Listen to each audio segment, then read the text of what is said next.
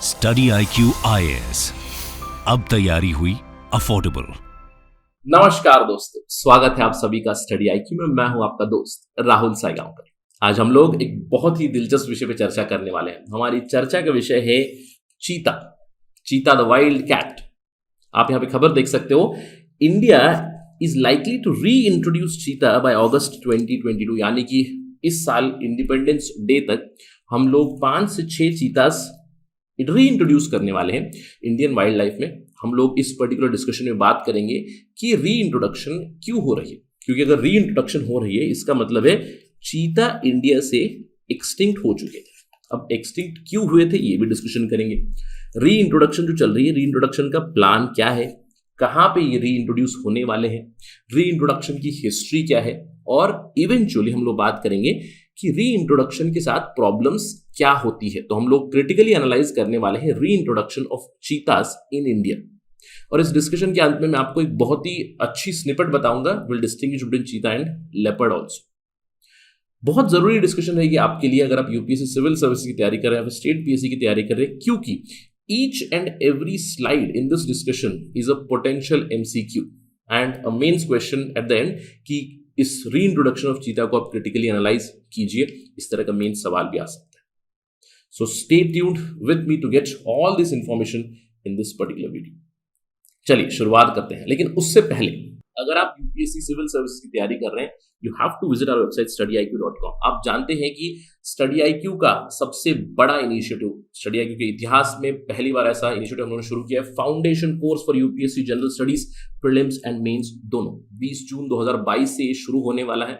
Live classes होंगी, live class programme हम लोगों ने शुरू किया हुआ है। नाउ ये आपके लिए क्यों जरूरी होगा, देखिए इस प्रोग्राम की बहुत ही इंपॉर्टेंट फीचर्स है। सबसे पहली चीज ऑनलाइन लर्निंग मॉड्यूल। अगर आपके दिमाग में एक सवाल चल रहा है कि सर क्या मुझे दिल्ली जाके प्रिपेयर करने की जरूरत पड़ती है, मैं एक रूरल एरिया से हूँ, मैं गांव में रहता हूँ, टियर 3 टियर 2 सिटी में रहता हूँ, आई कैन नॉट शिफ्ट, तो ऑनलाइन लर्निंग आप डायरेक्टली कर सकते हैं। ऐप बेस्ड प्रोग्राम होगा, डायरेक्टली आपको लाइव क्लासेस दी जाएंगी with live doubt clearing sessions. इसके अलावा पर्सनल गाइडेंस और मेंटर्स भी आपको मिलेंगे, 1-on-1 मेंटरशिप होगी, ग्रुप मेंटरशिप भी होगी, और कंटिन्यूस आपकी जो इंप्रूवमेंट है उसको हम लोग असेस करते रहेंगे through continuous benchmarking indicators. Test series आपको मिलेगी, जब भी एक चैप्टर कंप्लीट होगा उसके बाद आपको MCQs सॉल्व कराए जाएंगे। आंसर राइटिंग के पर्सपेक्टिव से मेंस क्वालिटी आंसर राइटिंग आपकी होगी, continuous improvement of your answers. और आप जानते हैं कि स्टडी IQ का उद्देश्य ये है कि हम लोग क्वालिटी एजुकेशन आपको दें एट अफोर्डेबल प्राइसेस। यहाँ पे हमारा अप्रोच होता है स्टूडेंट फर्स्ट अप्रोच, स्टूडेंट की बेटरमेंट हमारा अप्रोच है, और इसीलिए इस कोर्स के प्राइसेस भी काफी कम रखे गए हैं। आप जानते हैं इस कोर्स का प्राइस है 25,000 रुपए, और अर्ली बर्ड डिस्काउंट भी चल रहा है, लिमिटेड बैच यहाँ पे होगा। और उसके ऊपर अगर आप कोड्स इस्तेमाल करेंगे जब भी एक्टिवेट होता है, अभी फिलहाल एक्टिवेटेड है राहुल लाइव, अगर आप कोड इस्तेमाल इसको करोगे तो आपको ये फाउंडेशन कोर्स मिलेगा केवल 18,500 रुपए। So do avail this particular benefit. और आपको ध्यान रखना है the foundation course is starting from 20 जून। हमारे वेबसाइट पे जाइएगा, आपको कंप्लीट शेड्यूल मिलेगा कि किस तरह हम लोगों ने प्लान किया हुआ है, क्या क्या क्लासेस चलेंगे। पूरे 10 महीने ये कोर्स चलेगा, 10 मंथ्स प्रोग्राम, जहां पे 900 घंटों से भी ज्यादा क्लासेस कंटिन्यूस की आपकी ली जाएगी, live classes. So do not miss this opportunity. जैसे कि मैंने आपको बताया, cheetahs are going to be reintroduced in India. तो सबसे पहले बात करते हैं what is the status of cheetahs in India. अब देखिए, इंडिया में से जो सबसे लार्जेस्ट कार्निवोर होते हैं, कार्निवोर मतलब meat eating flesh eating animals, they have gone extinct in India, यानी कि प्राइमरीली ये आपको नहीं मिलेंगे इंडिया में, इंडिया के वाइल्ड लाइफ में आपको ये नहीं मिलेंगे। और ये कहा जाता है कि महाराजा रामानुज प्रताप सिंह ड्यो ऑफ कोरिया, मध्य प्रदेश में जो रीजन है वहां पे जो महाराजा थे रामानुज प्रताप सिंह ड्यो, इन्होंने आखिरी 3 चीतास को मार गया था, हंट किया था इन 1947। Now this is the recorded evidence कि ये आखिरी चीता से ये कहा जाता है। एंड 1952 में इंडियन सरकार ने ऑफिशियली डिक्लेयर कर दिया कि चीतास हमारे देश में नहीं है, चीता एक्सटिंक्ट हो चुका है। तो आपको सबसे पहली चीज ये जाननी है, एग्जाम के दृष्टिकोण से आपको कंफ्यूज नहीं होना है। अगर मैं एक ब्लैंकेट स्टेटमेंट दे दूं, cheetahs are extinct from the world, confusion नहीं होनी चाहिए। They are not extinct from the world, they are extinct from India. Please remember, पहले इंडिया में 1947 से पहले मैं कहूँगा चीता काफ़ी मिला करते थे राजपूताना एरिया में, पंजाब एरिया में, गंगा एरिया में, नदर्न पार्ट्स ऑफ डेक्कन प्लेटू के थोड़ा सा नदर्न पार्ट्स में आपको मिल जाते थे, गुजरात में आपको मिलेंगे, सेंट्रल इंडिया में आपको मिलेंगे, राइट। तो यहाँ पे मिला करते थे चीतास पहले, लेकिन वो एक्सटिंक्ट हो चुके हैं। और केवल इंडिया में नहीं, आपको ये ध्यान रखना है, Asiatic cheetah has been extinct from India, Iraq, Central Asia, Afghanistan and Pakistan. तो इन सारी जगहों से मैं कहूंगा मोर और लेस एशियाटिक चीता अभी एक एंडेंजर्ड स्पीशीज है। लेकिन आपको एक और चीज भी ध्यान रखनी है, जैसे कि मैंने आपको बताया, चीतास पूरे विश्व से एक्सटिंक्ट नहीं हुए हैं। प्लीज रिमेंबर, चीता अगर हम लोग प्रजाति बात करें, स्पीशीज की बात करें, they come under the vulnerable section of international union for conservation of nature in the red list. आपको ये ध्यान देना है, they are not endangered, they are not even critically endangered, they are vulnerable. यानी कि cheetah as a whole species they are vulnerable, यानी कि कहीं ना कहीं इसकी पॉपुलेशन आपको मिलती है। और कहां मिलेगी आपको पॉपुलेशन? मोस्टली अफ्रीका में मिलेगी, अफ्रीका के ईस्टर्न, सदर्न और नदर्न रेंजेस में आपको मिलेंगे चीतास। इसके अलावा अगर आप लोग एशिया की बात करें, एशिया में बहुत जगह से एक्सटिंक्ट हो चुके हैं, India, Iraq, Central Asia, Afghanistan, Pakistan, सब जगह से एक्सटिंक्ट हो चुके हैं, लेकिन ये आपको जरूर मिलते हैं ईरान में। तो अगर हम लोग चीता एज अ स्पीशी को और भी ज्यादा क्लोजली देखें तो उसमें दो प्रजाति आती है, एक है अफ्रीकन चीता, और दोनों में ज्यादा अंतर नहीं है। अफ्रीकन चीता वल्नरेबल सेक्शन में आता है, इसीलिए एंटायर चीता species comes under the vulnerable section itself. और ये कहा जाता है कि 7000 के आसपास चीता से अफ्रीका में। लेकिन अगर हम लोग एशियाटिक चीता की बात करें, एशिया में जो मिला करते हैं वो क्रिटिकली एंडेंजर्ड है। कहा जाता है कि 40 से 50 चीतास आपको मिलेंगे केवल ईरान में। सो प्लीज नोट दिस, तो कंफ्यूज नहीं होना है। अगर मैं एक स्टेटमेंट दूं, cheetahs are extinct from the world और extinct in the wild, in the world, no, wrong statement. They are extinct in some parts of Asia, India भी उसमें इंक्लूडेड है। ऑलराइट, अब रहा सवाल ये कि सर एक्सटिंक्ट क्यों हुए? आपने कहा कि सर 1947 से पहले काफी नंबर्स थे चीता के, तो ये क्यों एक्सटिंक्ट हुए? ऑफ कोर्स मैं कह सकता हूँ habitat degradation, habitat destruction, modernisation, development, right, urbanisation, ये सारी चीजें बता सकते हैं। लेकिन सबसे बड़ा रीजन है हंटिंग। चीता को हंट किया गया है, बहुत सारे चीतास को हंट किया गया इन इंडिया, और ये अभी से नहीं हो रहा है, फॉर सेंचुरीज, सदियों से चीता को मार गिराना। आपने पहले तो देखा ही होगा, राजा महाराजा का शौक हुआ करता था कि शिकार पे जाएंगे, और शिकार में जब जाएंगे तो मेन शिकार हुआ करते थे टाइगर के, और उसके बाद आपको चीता को भी शिकार किया करते थे। Cheetah has been frequently hunted in India. इसके इनफैक्ट आपको एविडेंस भी मिलेंगे। स्पोर्ट हंटिंग काफी प्रोमिनेंट था इंडियन नोबिलिटी में, पहले राजा महाराजा जो प्रिंस हुआ करते थे वो हंटिंग किया करते थे। इनफैक्ट इसके एविडेंसेस भी मिले हुए हैं। सबसे earliest evidence of hunting, cheetah hunting, has been found in 12th century Sanskrit text Manasollasa. तो ये एक इंपॉर्टेंट एमसीक्यू के लिए आपको इनपुट होगा कि चीता हंटिंग की एविडेंसेस आपको कहां से मिलते हैं। मानसोल्लसा एक संस्कृत टेक्स्ट है which was produced by the Kalyani Chalukya ruler Someshwara II। इस समय के दौरान 1127 से लेकर 1138 तक रेन पीरियड था सोमेश्वरा III का। मानसोल्लसा में चीता हंटिंग के बारे में एविडेंस आपको मिलेंगे। इनफैक्ट मिडिवल टाइम में तो काफी प्रोमिनेंट था, शिकार करना तो काफी एक प्रोमिनेंट चीज थी, स्पेशली नोबिलिटी में राजा महाराजा किया करते थे, और मुगल एम्पायर में काफी ज्यादा प्रोमिनेंट था। मुगल रूलर अकबर के बाद जहांगीर, दोनों भी काफी शौकीन थे शिकार के, और चीता को कोर्सिंग के लिए इस्तेमाल किया था। यहां पे डायरेक्टली चीता को हंट नहीं किया करते थे। इनफैक्ट ये कहा जाता है अकबर और जहांगीर के पास बहुत सारे चीतास थे।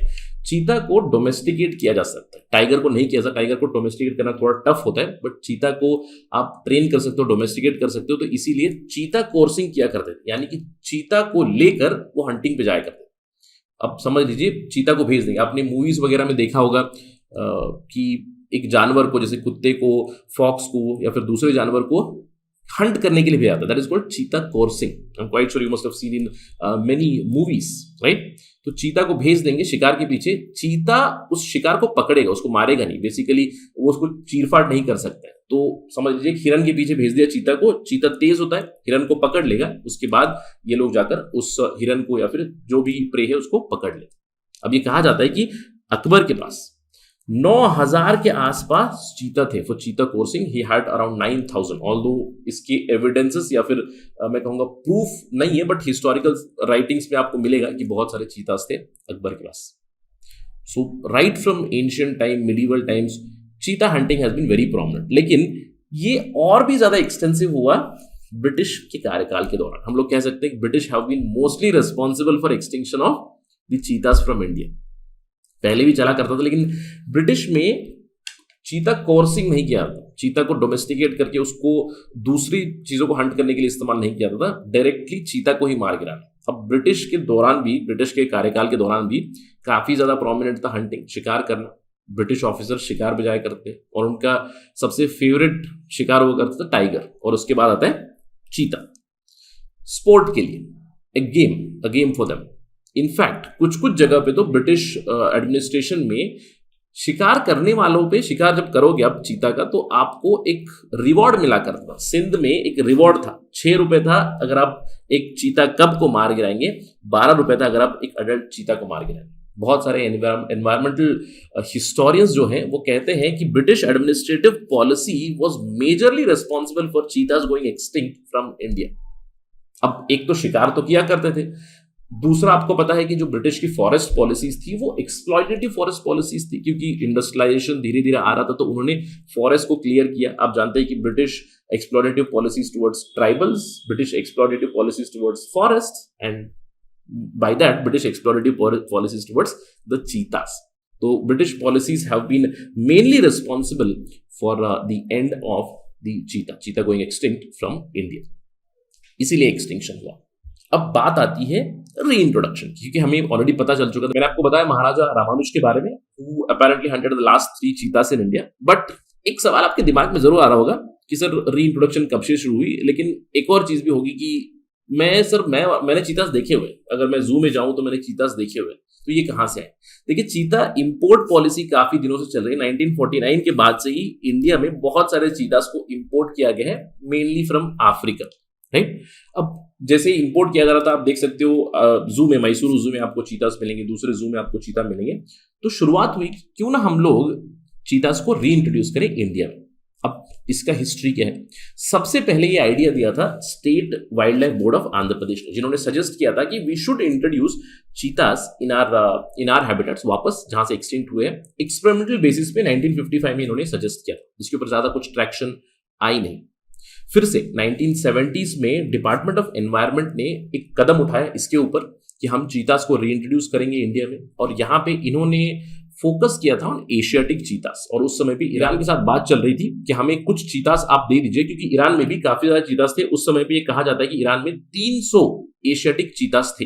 लेकिन ये डील फाइनलाइज होने से पहले आप जानते हैं कि 1970s में शाह ऑफ ईरान को डिपोज कर दिया गया, वहां पे एक रेवोल्यूशन आया, तो ये डील फाइनलाइज नहीं हुई। यानी कि जो चीता रीइंट्रोडक्शन का प्रोग्राम था उसने एक स्टेप बैक जरूर लिया 1970s के बाद। फिर से 21st सेंचुरी में इन 2009 चीता रीइंट्रोडक्शन के ऊपर वापस ट्रैक्शन आई। Ministry of environment and forest और wildlife trust of India ने एक मीटिंग कंडक्ट की, जहां पे इन्होंने एक कमेटी बनाई। उस कमेटी को जिम्मा दिया कि फीजिबिलिटी स्टडी कीजिएगा कि हम लोग चीता इंट्रोड्यूस इंडिया में कर सकते हैं या नहीं। और इस पर्टिकुलर कमेटी ने बताया कि Kuno Palpur national park is the most suitable. अलग अलग जगह की इन्होंने स्टडी की। इनफैक्ट सेंट्रल इंडिया में राजस्थान से, गुजरात से बहुत सारे सैंक्चुरीज हो गए, नेशनल पार्क हो गए, उनकी स्टडी की और eventually Kuno Palpur national park decide किया गया कि यहाँ पे हम लोग चीतास को रीइंट्रोड्यूस करेंगे। लेकिन अब समय बदल चुका था, जैसे कि मैंने आपको बताया कि ईरान में उस समय पे 300 एशियाटिक चीता थे, लेकिन अभी ईरान में भी काफी नंबर्स कम हो चुके थे। तो यहाँ पे इस पर्टिकुलर कमेटी ने बताया कि we will get African cheetahs from South Africa, from Namibia, from Botswana. और 2009 में डिसीजन हुआ, लेकिन उसके बाद सुप्रीम कोर्ट यहां पे इन्वॉल्व हो गया। सुप्रीम कोर्ट ने एक स्टे ऑर्डर लाया on reintroduction of cheetah into Kuno Palpur, क्योंकि उस समय पे Kuno Palpur was also selected for Asiatic lion reintroduction. तो इसके ऊपर एक लीगल टसल चली और फिर इवेंचुअली हम लोग जानते हैं कि Asiatic lion which is now found in Gir National park, यहाँ पे इंट्रोड्यूस किया गया। तो गुजरात में आपको एशियाटिक लायंस मिलेंगे, कूनो पालपुर में एशियाटिक लायंस इंट्रोड्यूस किए जाएंगे, इस तरह की बात चल रही थी। तो इन दोनों के बीच काफी बड़ा टसल चला और जो सुप्रीम कोर्ट है उन्होंने फोकस किया on the reintroduction of Asiatic Lions. तो फिर से चीता इंट्रोडक्शन एक स्टेप बैक ले गया। फाइनली 2020 में सुप्रीम कोर्ट ने अपना जो थॉट है उसको रिवर्स किया और उन्होंने ये जो बैन था उसको हटा दिया और उन्होंने कहा कि एक्सपेरिमेंटल बेसिस पे केयरफुली चूजन लोकेशन पे हम लोग चीतास, अफ्रीकन चीतास इंट्रोड्यूस कर सकते हैं। और इसके बाद अभी जैसे कि मैंने आपको बताया अगस्त 15 इस साल इंडिपेंडेंस डे से पहले चीतास री इंट्रोड्यूस हो जाएंगे इंडिया में। This was been the history of reintroduction. अब प्रॉब्लम क्या है री इंट्रोडक्शन के साथ, इसके बारे में बात करते हैं। जैसे कि मैंने आपको बताया क्या प्लान ऑफ एक्शन है हमारा कि इंडिपेंडेंस डे तक 5 से 6 चीतास हम लोग लेकर आएंगे। साउथ अफ्रीका के एक्सपर्ट्स भी आ रहे हैं already. South African team is visiting the Kuno Palpur national park. South Africa से, नामीबिया से, बोट्सवाना से चीतास आएंगे, मेल फीमेल दोनों चीतास आएंगे। पहले मेल चीतास को रिंट्रोड्यूस किया जाएगा, उसके बाद फीमेल्स को धीरे से रिंट्रोड्यूस किया जाएगा वहां पे। और आगे चल के what is the plan of action, धीरे धीरे हम लोग नॉट जस्ट इन कूनो, दूसरे नेशनल पार्क्स में भी, दूसरे सेंचुरीज में भी हम लोग शिफ्ट करेंगे चीतास को। 50 चीता इंट्रोड्यूस करने वाले हैं इंडिया अगले 5 सालों में। That is the plan of action. तो इस साल शुरुआत हो जाएगी, अगले 5 सालों में हम लोग धीरे धीरे और भी चीता के नंबर्स देखेंगे इन इंडिया। बट इन सब चीजों के साथ what is the exact problem, चलिए इसको एनालाइज करते हैं। What can be the potential problem. अब कूनो पालपुर में यहां पे आप देख सकते हो 10 स्क्वायर किलोमीटर एनक्लोजर बनाया गया चीतास के साथ, जहां पे these animals would be housed and over a period of time 50 चीतास will come. So what's the issue, let's talk about the issues. सबसे पहला इशू बनता है कि हम लोग अभी अफ्रीकन चीतास ला रहे हैं इंडिया में। They are not Asiatic cheetahs, they are African cheetahs. तो इसकी फीजिबिलिटी क्या होगी, नोबडी नोज, बट इंट्रोड्यूस होने के बाद will keep an eye on that. अब दूसरी चीज, जैसे कि मैंने आपको बताया कूनो पालपुर में 10 स्क्वायर किलोमीटर का एरिया बनाया गया। Is it enough? क्योंकि अगर हम लोग एक चीता की लाइफ टाइम देखें, एक साल चीता की लाइफ टाइम भी देखें, तो एक साल में a cheetah can cover 1000 square kilometre area. क्योंकि cheetah is very fast, cheetah is the fastest animal.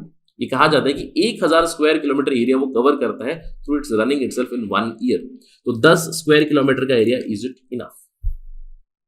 अब सबसे बड़ी प्रॉब्लम ये होगी कि तीसरी problem, that is can cheetahs, leopards, lions, tigers exist in Kuno Palpur together.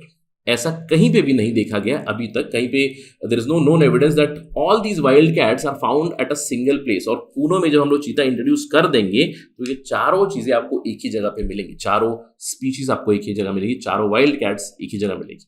What will be the impact, nobody knows. इसके ऊपर भी नजर रखनी चाहिए, इसको स्टडी करना चाहिए कंटिन्यूसली। अब क्योंकि चीतास को इंट्रोड्यूस किया जा रहा है, there is a possibility of man animal conflict increasing also in future, so we have to keep an eye on this also. These are the potential problems with cheetah reintroduction. And finally, सबसे important सवाल रह जाएगा, is it really viable? अब जब मैं कह रहा हूं is it really viable, of course जो वाइल्ड लाइफ इंस्टीट्यूट की स्टडी हो चुकी है, wild life institute of India ने स्टडी की हुई है, MOEFCC इसमें इन्वॉल्व है, लेकिन वायबिलिटी में क्यों कह रहा हूं? Is this cheetah reintroduction just a project for economic gain, or I would say just for vanity, कि हम लोग चीतास को वापस ले आ रहे हैं? क्या ये रियली एक कंजर्वेशन एफर्ट है? क्यों? क्योंकि अगर ये कंजर्वेशन एफर्ट रहेगा तो आज हम लोगों ने, समझ लीजिए अगले 5 सालों में 50 चीतास भी ला दिए, can we really save them also? क्योंकि फिर से वही प्रॉब्लम हो जाएगी जो पहले हो चुकी थी। अभी भी इंडिया में पोचिंग की प्रॉब्लम है, अभी भी हंटिंग की प्रॉब्लम है, अभी भी स्मगलिंग होती है। और आप जानते हैं कि चीता का जो स्किन होता है पहले से, जैसे कि मैंने आपको बताया हंटिंग में राजा महाराजा किया करते थे, अभी भी लोग इसका इलीगल ट्रेड बहुत ज्यादा करते हैं। तो अगर हम लोग 50 इंट्रोड्यूस कर भी देंगे, can we really save them from all these issues? ये एक बहुत बड़ा सवाल हम सभी के सामने रह जाता है। So these are potential problems. Nonetheless reintroduction तो हो ही रही, धीरे धीरे हम लोग प्लान रीइंट्रोडक्शन कर रहे हैं, और इन सारी चीजों के ऊपर नजर रखना बहुत जरूरी है so that it becomes viable and it should not remain just an economic project. अब देखिए इकोनॉमी के पर्सपेक्टिव से तो टूरिज्म काफी ज्यादा बढ़ेगी, ये सारी चीजें हैं कि हम लोग चीता को रीइंट्रोड्यूस कर रहे हैं, लेकिन हमारा अल्टीमेट उद्देश्य होना चाहिए कि हम इन्हें इवेंचुअली कंजर्व करें, कि इन्हें बचाए। जो भी इंट्रोड्यूस हुए हैं वो उनकी जान बचाए, पोचिंग से उनको बचाए, और उन्हें सस्टेनेबल यहाँ पे सर्वाइवल मीन्स प्रोवाइड करें, राइट? अब इसके लिए प्रे स्टडीज वगैरह भी बहुत जरूरी है। So all these things have been planned, but will keep an eye on all these things. जब भी इंट्रोड्यूस होगा तो हम लोग इसके ऊपर अपडेट जरूर लेंगे। So this was about the cheetah reintroduction program. Let me end my discussion with a very interesting snippet, क्योंकि ये बहुत इटर्नल सवाल होता है, चीता और लेपर्ड। ये भी एक पोटेंशियल MCQ आपके लिए बन जाएगा। चीता और लेपर्ड के बीच में क्या अंतर होता है? क्योंकि काफी सिमिलर लगते हैं। सबसे पहले तो देखिए, चीता बहुत तेज होता है, लेपर्ड से भी बहुत तेज होता है। चीता is the fastest animal, right? लेकिन अगर हम लोग क्लोजली ऑब्जर्व करें, इस साइड आपको मिलेगा चीता, दिस इज लेपर्ड। तो इनका जो स्किन पैटर्न होता है वो अलग होता है। अगर आप लेपर्ड को देखें तो इनका एक फ्लारी टेक्सचर होता है। दिस इज द इमेज, आप देख सकते हो इनका स्किन, इनकी जो फ्लारी पैटर्न है वो ऐसा होता है। लेकिन अगर आप चीता को देखें, चीता पे अलग अलग आपको सेपरेट राउंड ब्लैक स्पॉट्स दिखते हैं। इसके अलावा चीता का एक बहुत ही इंपॉर्टेंट चीज आप देख सकते हो, cheetahs have a tear line from the eye which the leopards do not have. Please remember this. इसके अलावा एक बहुत ही इंटरेस्टिंग इंफॉर्मेशन ये है कि चीतास और लेपर्ड्स दोनों जब भी पैदा होते हैं, जो यंग कब्स होते हैं दोनों के भी, दोनों अंधे होते हैं। They are blind for the first 10 days। पहले 10 दिनों के लिए इन्हें दिखाई नहीं देता और धीरे धीरे विजन आ जाती है। और एक और just of actual information for you, अगर सवाल आ जाए, what is a group of cheetahs called? Group of cheetahs is called as a coalition. Please remember this thing. Right? With that factual note, let me end my discussion. Thank you for watching this video. Jai Hind.